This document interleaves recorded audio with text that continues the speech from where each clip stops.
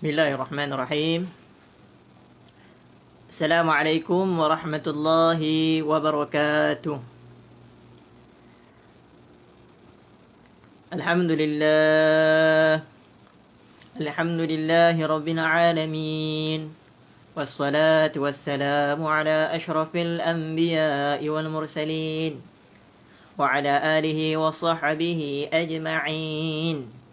سبحانك لا علم لنا إلا ما علمتنا إنك أنت العليم الحكيم ولا حول ولا قوة إلا بالله العلي العظيم اللهم ربنا زدنا علما وارزقنا فهما آمين. أما بعد، قال الله تعالى في القرآن الكريم بعد أعوذ بالله من الشيطان الرجيم وَلَنَبْلُوَنَّكُمْ بِشَيْءٍ مِّنَ الْخَوْفِ وَالْجُوعِ وَنَقْصٍ مِّنَ الْأَمْوَالِ وَالْأَنفُسِ وَالثَّمَرَاتِ وَبَشِّرِ الصَّابِرِينَ الَّذِينَ إِذَا أَصَابَتْهُم مُّصِيبَةٌ قَالُوا إِنَّا لِلَّهِ وَإِنَّا إِلَيْهِ راجعون. وقال النبي صلى الله عليه وسلم: المؤمنون للمؤمنين كالبنيان يشد بعضهم بعضا وشبك بين أصابعه أو كما قال صلى الله عليه وسلم. Alhamdulillah, muslimin dan muslimat rahimakumullah. Mudah-mudahan semuanya dalam keadaan sihat walafiat. Alhamdulillah, marilah kita memanjatkan kesyukuran kehadrat Allah Subhanahu wa taala. Alhamdulillah, kita masih lagi berada dalam suasana ujian, iaitu ujian yang diberikan oleh Allah Subhanahu wa taala berbentuk penyakit, wabak yang berleluasa. Mudah-mudahan kita tabah menghadapi segala ujian yang diberikan oleh Allah Subhanahu wa taala ini. Jangan kita mengeluh, jangan kita marah-marah, kerana semuanya akan menghabiskan pahala kita. Kita kena ingat, wabak COVID-19 ini juga salah satu bentuk ujian daripada Allah Subhanahu wa taala kepada hamba-hambanya yang beriman. Allah Subhanahu wa taala bila dia kasih dengan sesuatu kaum, sesuatu bangsa, sesuatu orang, maka Allah Subhanahu wa taala akan berikan ujian kepadanya. Ini sebagaimana hadis Nabi sallallahu alaihi wasallam. Nabi bersabda, riwayat Imam Tirmizi rahmatullahi alaihi. Nabi beritahu, "Idza ahabballah qauman ibtalahum." Bila Allah Subhanahu wa taala mencintai seseorang, Allah Subhanahu wa taala akan menguji mereka. Hari ini Allah uji kita dengan wabak COVID-19. Maka kita jadilah berfikiran waras, berfikiran positif. Dengan kita mengatakan bahawa ini Allah sedang sayang saya. Allah sayang saya. Allah suka dengan saya. Allah amat baik dengan saya. Apa tanda Allah baik dengan saya? Allah beri saya ujian. Allah beri wabak COVID-19. Kita doalah semoga kita sihat walafiat. Kita tidak minta penyakit ini datang kepada kita. Kita minta lindung dengan Allah daripada terkena wabak penyakit ini. Tetapi bila dia datang, bila dia ada dekat dengan kita, ataupun kita sekarang diuji, walaupun tidak berbentuk penyakit, mungkin disebabkan kurang pendapatan, ada ahli keluarga yang diambil nyawa oleh Allah Subhanahu wa taala, maka kita menganggaplah bahawa Allah sedang sayang saya. Allah sayang kita semua. Tapi dengan syarat, faman radiya falahur ridha. Siapa yang redha, dia dapat redha Allah. Dengan syarat redha aja dia kena dapat. Dia redha dengan apa yang Allah beri, maka Allah akan redha kepadanya. Wa man sakhita falahus sakhat. Tapi siapa yang marah-marah, siapa yang merungut, siapa yang mengeluh, siapa yang cakap bukan-bukan, maka dia juga akan dapat benda yang dilakukan. Negatif yang dipikirkan, maka negatiflah yang datang. Kalau kita marah-marah, maka Allah yang akan marah kita. Na'udzubillah min zalik. Semoga kita berada di wabak, di kala wabak ini datang, kita menjadi hamba Allah yang semakin dekat kepadanya. Jangan kita jauh daripadanya. Lagi banyak wabak penyakit datang, lagi teruk ujian, lagi dekat kita dengan Allah Subhanahu wa taala. Dan kita berharap semoga natijah daripada penyakit ini ialah pembersihan dosa sebenarnya. Kita berharap sangat-sangat, walaupun apa pun yang datang, kita berharap semoga Allah bersihkan dosa kita semua. Amin ya rabbal alamin. Kalau kita, mungkin ada yang dah kena COVID-19 ini, bersyukurlah kepada Allah sebab Allah sedang membersihkan dosa.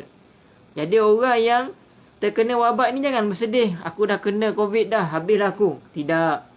Anggaplah itu sebagai pembersihan dosa daripada Allah Subhanahu Wa Taala. Kita kena berfikiran begitu. Kalau kita anggap, apalah nasib aku ni, kenapa Tuhan tak faham aku, kenapa ramai-ramai lagi orang kat dunia ni aku yang kena, ramai lagi tinggal solat, tapi aku yang jaga semayang pun kena COVID.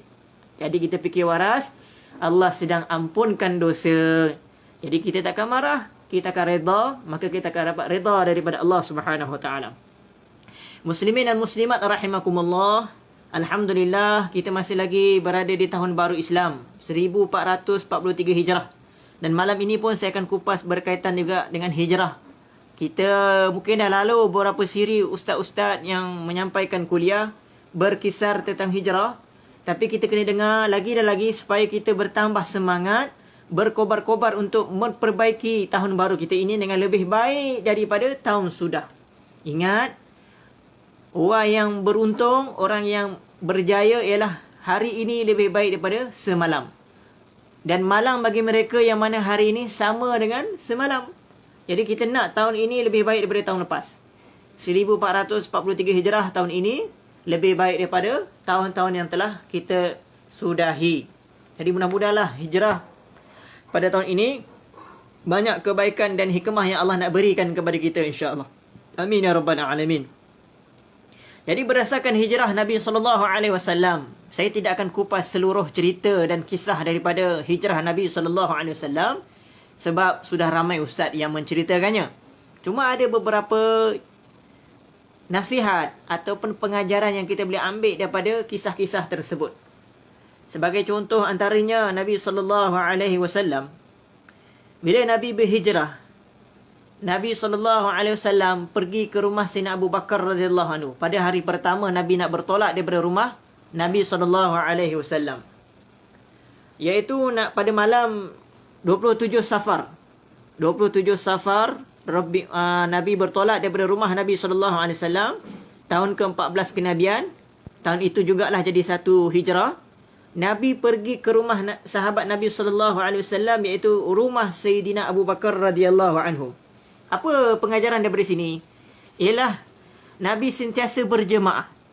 Nabi boleh berhijrah berseorangan diri ke Madinah. Boleh, tak ada masalah sebab Nabi adalah Nabi. Dan Abu Bakar adalah sahabat. Tetapi berdasarkan apa yang ditunjukkan oleh Nabi SAW, persahabatan, berjemaah itu sangat penting. Berjemaah itu sangat penting dan di situ ada bantuan Allah Subhanahu Wa Taala. Bila kita menyendiri, kita akan runsing, kita akan risau dan kita akan banyak urusan kita gagal. Bila kita bergerak secara tim, berkumpulan, berjemaah, di situ ada bantuan Allah Subhanahu Wa Taala. Ada hadis Nabi SAW, Nabi bersabda, yadullahi 'alal jamaah. Bantuan Allah Subhanahu Wa Taala bergantung ke atas jemaah yang berkumpulan. Kalau seorang-seorang, susah sikit nak dapat bantuan Allah. Jadi Nabi berhijrah. Hijrah juga datang perintah Allah. Tetapi dengan berhijrah itu Nabi berjemaah. Jadi di sini nasihat kita. Dalam banyak perkara kita memang penting berjemaah. Hatta dalam urusan dunia sekalipun. Urusan kita punya pekerjaan, perniagaan, mesti ada tim, mesti ada kumpulan. Baru sesuatu keinginan, kita punya cita-cita, misi akan tercapai. Kalau buat seorang-seorang susah nak berjaya. Sebab tu penting berjemaah. Dan ketua, sebagai ketua, dia kena jadikan orang bawahan dia sebagai sahabat. Dia tidak boleh menganggap dirinya sebagai ketua dan orang bawahan sebagai bawahan. Bila dia menganggap orang bawahan sebagai orang bawahan, maka tidak ada, kita panggil tolong-menolong. Dia akan rasa orang tu besar, yang ni kecil. Jadi akan timbul rasa tak puas hati dan sebagainya. Tapi bila kita rasa ini kawan saya, ini sahabat saya, maka kita akan senang nak bersama dalam berjemaah tersebut. Begitulah yang telah dilakukan oleh Nabi SAW. Kedudukan Nabi adalah Nabi, kekasih Allah. Tapi bila bersama dengan sahabat, sahabat rasa tak seperti orang asing bila bersama dengan Nabi SAW. Bila sahabat bersama dengan Nabi, sahabat semua rasa Nabi sedang pandang kepada saya. Padahal Nabi pandang semua orang. Ini akhlak Nabi SAW. Bila Nabi pandang, Nabi bila berkuliah, Nabi menyampaikan nasihat, Nabi mengajarkan hadis, Nabi pandang semua sahabat-sahabat yang di depan baginda. Ini akhlak yang diamalkan oleh Nabi SAW. Alangkah bagusnya kalau kita begitu, terutamanya sebagai seorang ayah. Bila kita jadi ayah, kita kena sama ratakan dengan anak-anak. Jangan lebihkan yang ini daripada yang ini. Begitu juga sebagai seorang guru, sebagai seorang tenaga pengajar. Siapapun kita latar belakang kalau kita mengajar, kita kena sama ratakan dengan semua anak murid kita. Jangan bezakan. Pastikan anak murid kita rasa gembira bila belajar. Seronok duduk belajar dengan ustaz ni. Seronok belajar dengan guru ini, cikgu ini. Begitulah yang telah dilakukan oleh Nabi SAW. Ini pengajaran yang sangat penting. Berjemaah dan rasakan orang yang berjamaah itu adalah sahabat, teman rapat. Bukan orang asing, bukan orang bawahan. Inilah yang telah dilakukan oleh Nabi SAW. Maka Nabi SAW bersama dengan Sayyidina Abu Bakar bertolak ke Gua Thur. Ataupun perkataan yang betul, Thur. Tha waw ra. Tha beratas Thur. Jadi Gua Thur yang terletak di Jabal Thur, Nabi SAW tinggal di situ selama 3 malam berturut-turut. Jadi selepas berduduk 7 safar, duduk di situ 3 malam. Jadi di situ Nabi SAW, bila mana Nabi nak masuk ke Gua Thur, ini satu lagi peranan. Kita kena amal yang benda ni. Ini cukup mahal. Apa dia? Sayyidina Abu Bakar radhiyallahu anhu, bila dia nak masuk ke Gua Thur, bila Nabi SAW nak masuk ke Gua Thur, Sayyidina Abu Bakar berkata kepada Nabi SAW, Ya Rasulullah, biar saya masuk dulu. Wallahi la tadkhul hatta adkhula qablaka. Kata Sayyidina Abu Bakar, Ya Rasulullah, jangan masuk dulu. Jangan masuk dulu. Biar saya masuk dulu. Biar saya masuk dulu. Fa in kana syai'un fihi asabani dunaka. Kalau ada apa-apa terjadi, terkena dalam gua itu, maka dia mula-mula kena aku, tidak kena pada Rasulullah. Ini akhlak.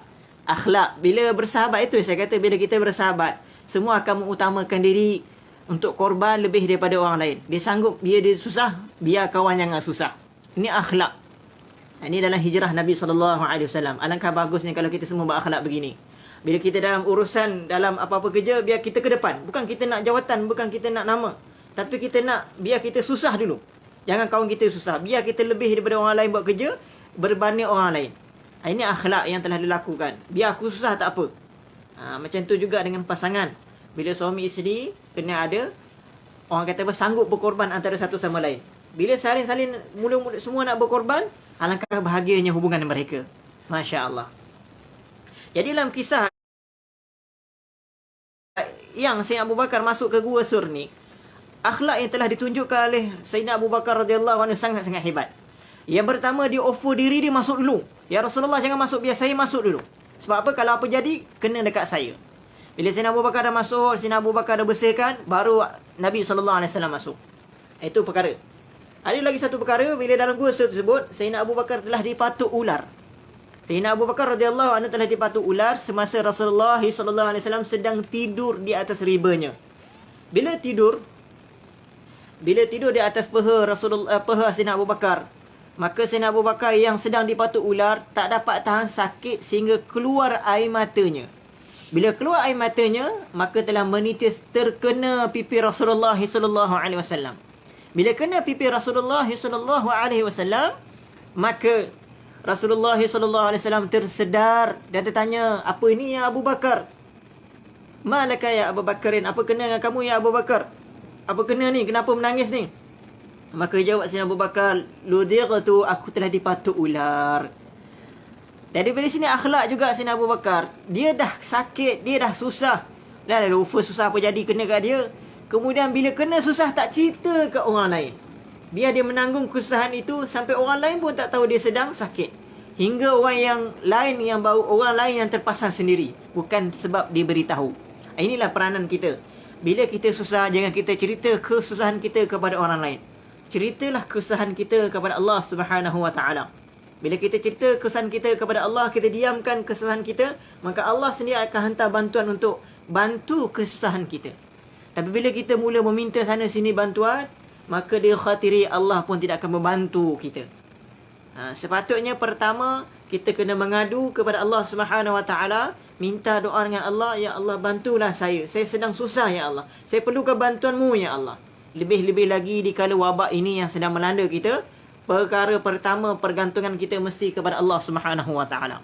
Muslimin dan muslimat rahimakumullah, berdasarkan kisah ini juga ada lagi ayat yang berkaitan Nabi sallallahu alaihi wasallam berada dengan Sayyidina Abu Bakar di dalam gua Sur ini.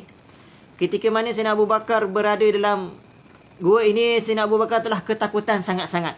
Sebab antara cerita yang kita biasa dengar, iaitu orang kafir Quraisy telah datang panjat gua itu, kemudian dia naik, kemudian sampai ke pintu gua.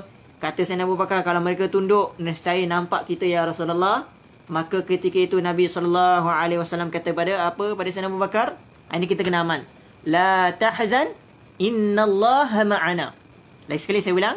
La tahzan, innallaha ma'ana. Ayat ini ada dalam surah Taubah ayat 40, juzuk 10. Boleh amalkan ini. Apa maksud ayat ini? Kalau kita ada kawan-kawan kita yang sedang gelisah, ataupun kita sendiri yang sedang gelisah, risau, ada sebab ada satu benda bahaya yang datang, ataupun ada benda saja yang hati kita menjadi tak tenang, maka kita sebut ayat ini, la tahzan innallaha ma'ana. Kalau kita ulang-ulang sebut, insya-Allah risau tadi akan hilang. Tapi kena yakinlah, la tahzan innallaha ma'ana. Jangan bimbang, Allah bersama dengan kita. Allah bersama dengan kami. Ulang ayat ini. Ini pengajaran daripada hijrah. Kalau kita tak ikut, dengar saja sejarah hijrah, tiap-tiap tahun benda yang sama, tapi kita tak ambil pengajaran, maka kita orang yang paling rugi sebenarnya. Maka kita berazam pada tahun baru ini, sekarang ni musim COVID-19, wabak penyakit yang berbahaya, yang menyebabkan ramai orang telah meninggal dunia. Maka kita kalau risau, runsing, kita cakap ini, innallaha ma'ana. La tahzan, innallaha ma'ana. Jangan sedih, Allah bersama kita. Dan kita beritahu pada keluarga kita, la tahzan, innallaha ma'ana. Ajak anak-anak, cucu-cicit kita, la tahzan, innallaha ma'ana. Maka bila kita sebut ayat ini, apa janji Allah Subhanahu wa taala kepada Sayyidina Abu Bakar dan Nabi sallallahu alaihi wasallam? Maka fa anzalallahu sakinatahu alaihi. Allah Subhanahu wa taala telah menurunkan ketenangan kepada mereka ini, kepada Sayyidina Abu Bakar dan Nabi sallallahu alaihi wasallam. Nabi sallallahu alaihi wasallam confirm tak takut. Sebab hati Nabi memang ada Allah. Ceritanya mengenai Abu Bakar ini, Abu Bakar ini manusia biasa. Walaupun dia sahabat ranking yang tertinggi, tetapi dia manusia biasa, ada risau, ada takut, ada bimbang, itulah manusia. Jadi bila sifat manusia, dia perlu diberi ketenangan. Maka kalau kita didik hati kita dengan katakan Allah itu ada, Allah itu bersama dengan kita, maka insya-Allah Allah akan turunkan ketenangan. Masalah hari ini kita lebih takutkan COVID-19 daripada Allah Subhanahu wa taala. Berapa ramai yang mulutnya sentiasa basah menyebut, kalau kena COVID habislah, kena COVID habislah. Kau dah kena COVID habislah kau. Habislah. Hilang Allah Subhanahu wa taala. Begitu juga antara lagi yang boleh merosakkan akidah, mereka lebih meyakini vaksin daripada Allah Subhanahu wa taala. Ambil vaksin, tapi ketika kita ingat pergantungan kita mesti kepada Allah Subhanahu wa taala. Ini akidah kita. Jangan kita bergantung kepada vaksin, tapi bergantunglah kepada Allah. La tahzan innallaha ma'ana. Sebab tu kita jangan pelik ada orang ambil vaksin tapi kena lagi COVID. Sebab apa?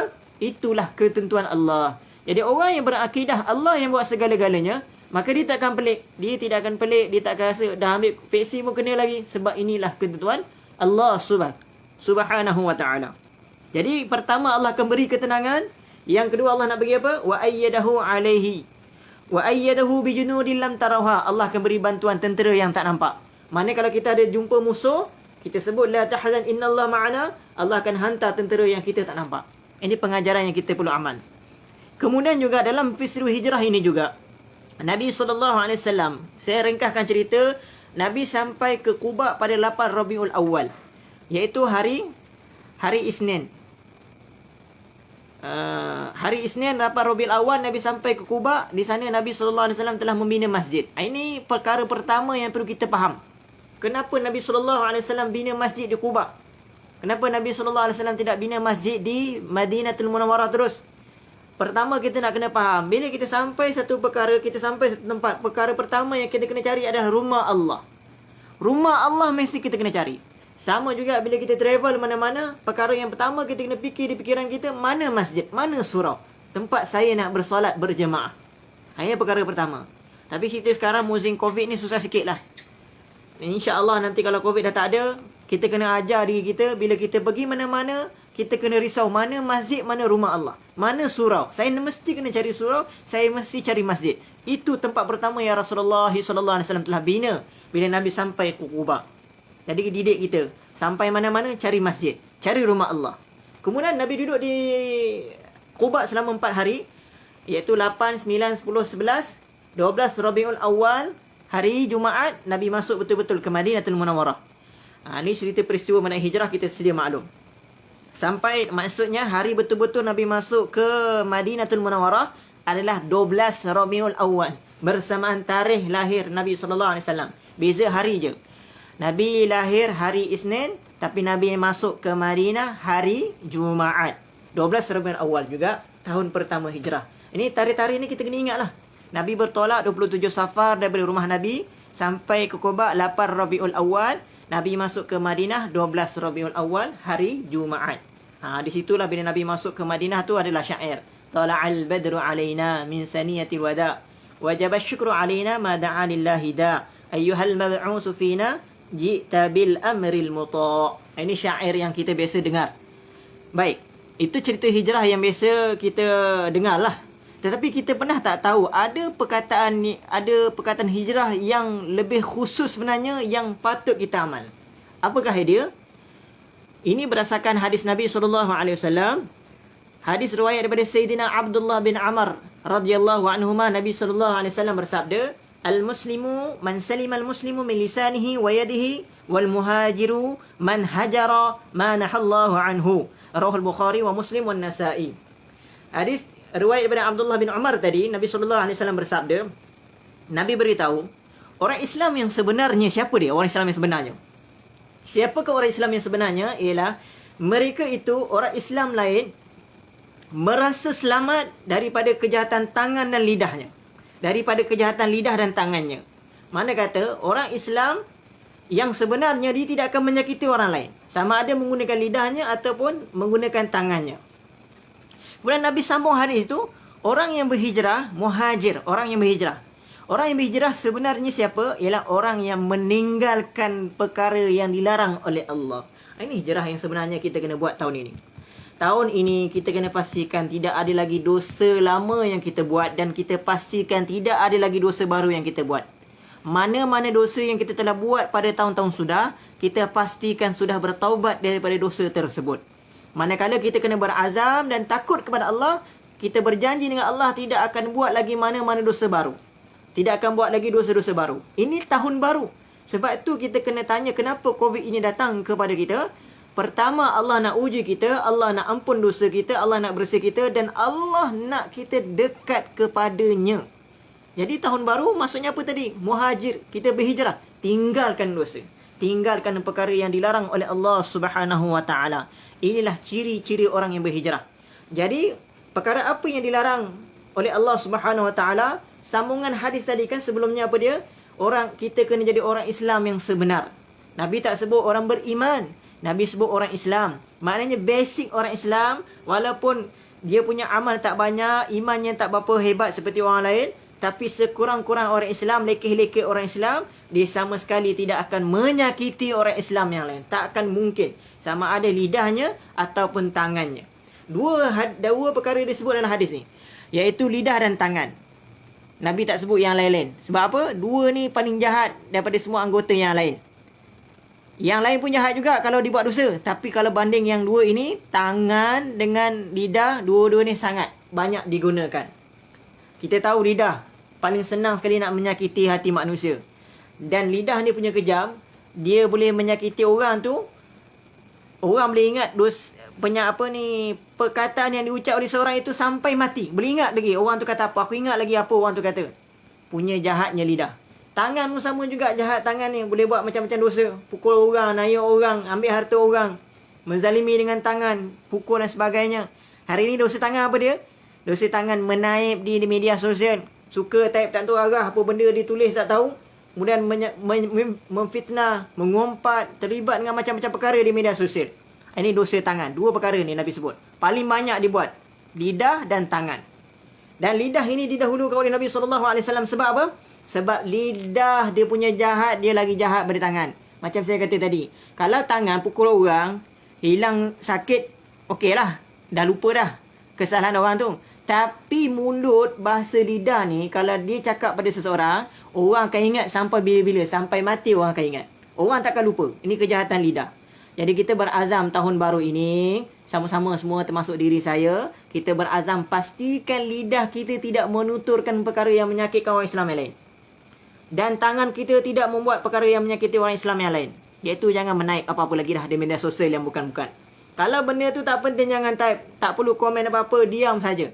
Kadang-kadang memang tangan tu nak gerak komen, tapi lebih baik jangan komen. Tahan tangan. Tangan tu kita tahan. Sebagaimana lidah kita kena tutup, tangan kita kena tahan. Ini dosa akhir zaman. Jadi ingat, kita nak berhijrah ni, nak berhijrah. Tapi kalau kita masih lagi tak jaga lidah, tak jaga tangan, kita belum berhijrah. Kita belum berhijrah. Kita masih di takuk yang lama. Kalau kita masih di takuk yang lama, sebenarnya kita sedang membinasakan diri kita. Na'udzubillah min zalik. Semoga kita bertaubat daripada segala dosa yang disebutkan. Dan ada makna hijrah yang lain.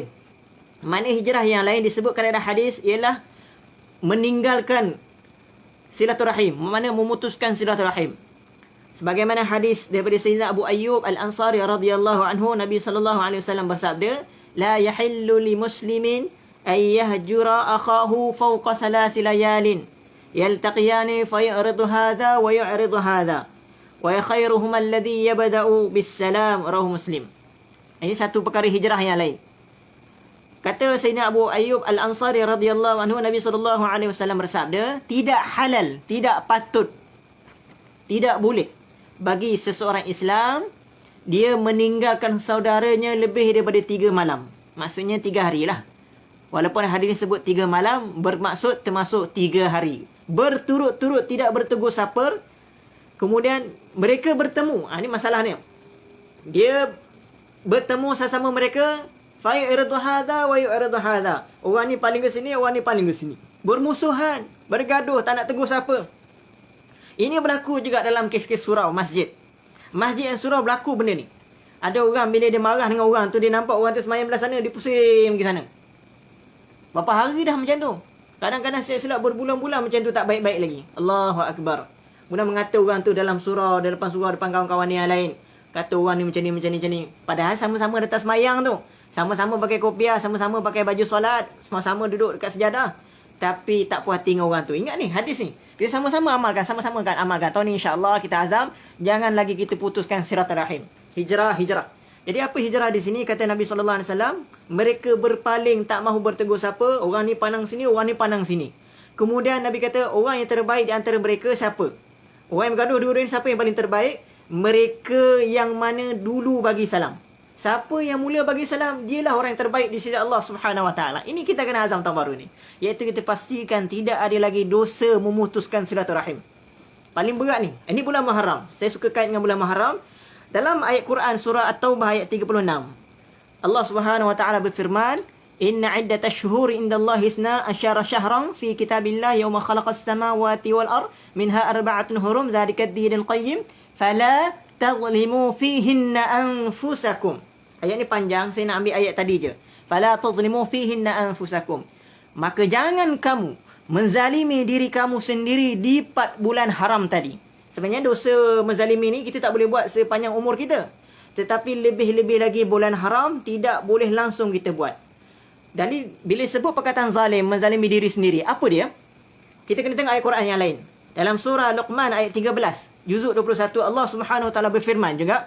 Ini zalim yang pertama yang kita kena faham. Kata Luqman kepada anaknya, wa iz qala Luqmanu li ibnihi wa huwa ya'izuhu ya bunayya la tusyrik billah inna syirka la zulmun azim. Kata Luqman kepada anaknya. Luqman kata, wahai anak kesayanganku, jangan kamu melakukan syirik kepada Allah. Kerana sesungguhnya syirik itu kezaliman yang paling besar. Tu saya kaitkan ayat yang tadi mengenai hijrah. Jadi zalim yang pertama ialah melakukan syirik kepada Allah. Jadi pastikan bulan Muharram sekarang ni khususnya dan sepanjang tahun, sepanjang umur kita, jangan kita buat syirik kepada Allah. Sebab dosa syirik lah dosa yang tidak diampunkan oleh Allah Subhanahu Wa Taala. Dan sebab saya dah sebut tadi, apa dosa syirik orang buat pada bulan sekarang ni musim Covid? Mereka merasakan Covid lah segala-galanya. Kalau dah kena Covid, habislah. takut COVID lebih takut kepada Allah Subhanahu Wa Taala dan percaya kepada vaksin lebih daripada percaya kepada Allah. Saya sarankan ambil vaksin. Saya tak halang orang ambil vaksin. Silakan ambil vaksin. Tetapi kita kena faham, akidah kita kena betul. Allah tempat pergantungan kita. Allah tempat perlindungan kita. Minta perlindungan dengan Allah. Jadi pastikan jangan syirik. Syirik ni sampai mati kita jangan buat. Sebab dosa yang tidak diampunkan adalah syirik. Ini kezaliman yang pertama. Tetapi saya nak kaitkan dengan hijrah tadi. Ada ayat yang lain yang disebutkan oleh Allah Subhanahu Wa Taala dalam surah Al-Hujurat. Ayat ke-10 Allah Subhanahu Wa Taala berfirman. Suratul Hujurat di mana? Juzuk 26. Allah Subhanahu Wa Taala berfirman, "Innamal mu'minuna ikhwatun fa aslihu baina akhwaykum." Orang-orang beriman itu saudara, kata Allah Subhanahu Wa Taala. Kita kena ingat ayat ini. Orang Islam semua saudara. Tak boleh putus saudara. Tak boleh sama sekali. Mesti bersaudara. Kau pahaman politik mana pun, kau bangsa apa pun, kulit putih ke, kulit hitam ke, kau orang keturunan apa sekalipun, asalkan kau orang beriman, kita bersaudara. Kita semua saudara satu kalimah la ilaha illallah. Jangan putuskan persaudaraan kita. Kemudian kata Allah lagi, fa aslihu baina akhawaykum. Kalau kamu nampak ada orang bergaduh di antara kamu, dua orang bersalah faham, maka damaikan mereka. Ada hadis yang menceritakan dibenarkan menipu untuk mendamaikan dua orang yang sedang bergaduh. Boleh menipu, kata Nabi SAW. Itulah satu-satunya pembohongan yang dibenarkan dalam Islam. Kita nak damaikan suami isteri yang sedang bergaduh, yang boleh membawa kepada penceraian, kita damaikan mereka, jangan sampai bercerai. Kita tahu ada dua orang Islam sedang bergaduh, kita damaikan mereka. Lebih-lebih lagi ahli jemaah kita, ahli surau kita, ahli masjid kita. Kita tahu mereka ni sedang berbala, kita kena pastikan mereka berbaik semula. Buatlah apa-apa saja cerita, pastikan mereka berdamai dan berbaik semula. Kemudian kata Allah lagi, wattaqullaha la'allakum turhamun. Takutlah Allah, pasti Allah akan, mudah-mudahan kamu dirahmati oleh Allah. Orang yang erat satu rahim, mereka akan dapat rahmat daripada Allah. Dan ayat selepas itu, ayat 11. Ya ayyuhalladzina amanu la yaskhar qaumun min qaumin asa ayyakunu khairan minhum wala nisa'un min nisa'in asa ayyakunna khairan minhun. Kemudian panjang ayatnya. Ayat Allah hujung tu Allah kata wa man lam yatub fa ulaika humuz zalimun. Ayat 11. Siapa yang tak bertaubat daripada sebut dosa-dosa tadi? Maknanya yang disebutkan dalam ayat 11, mereka merasa mereka lebih baik daripada orang lain, rasa diri bagus, hebat. Ini pun semua dalam media sosial saya nampak banyak sangat benda macam tu. Media sosial dalam Facebook misalnya, ramai orang rasa diri bagus. Jadi mudah-mudahlah kita ini semua bertaubat kepada Allah. Jadikan tahun baru ini lebih baik daripada tahun yang lepas. Dan ini perkongsian saya pada malam ini berkaitan hijrah. Banyak lagi saya nak cerita tapi tak cukup masa. Kita sampai sahaja waktu Isyak. Mudah-mudahan Allah Subhanahu Wa Taala memberkati kita. InsyaAllah panjang umur, sihat walafiat. Kita jumpa lagi. Pastikan kita tidak menjadi orang yang zalim. Kerana orang yang zalim itu tidak disukai oleh Allah Subhanahu Wa Taala. Ingat, hijrah salah satu makna tadi, jangan kita tinggalkan persaudaraan dengan saudara kita. Amalkan tahun ini, sekurang-kurangnya kita jaga silaturahim sampai mati. Bersatulah kita kerana Allah Subhanahu Wa Taala. Wallahu alam. Kita tutup majlis kita dengan tasbih kifarah dan suratul As. Subhanakallahumma wa bihamdika asyhadu an la ilaha illa anta astaghfiruka wa atubu ilaik. Bismillahirrahmanirrahim. Wal 'asr innal insana lafi khusr illa alladhina amanu wa 'amilus solihat wa tawassaw bil haqq wa tawassaw bis sabr. Assalamualaikum warahmatullahi wabarakatuh.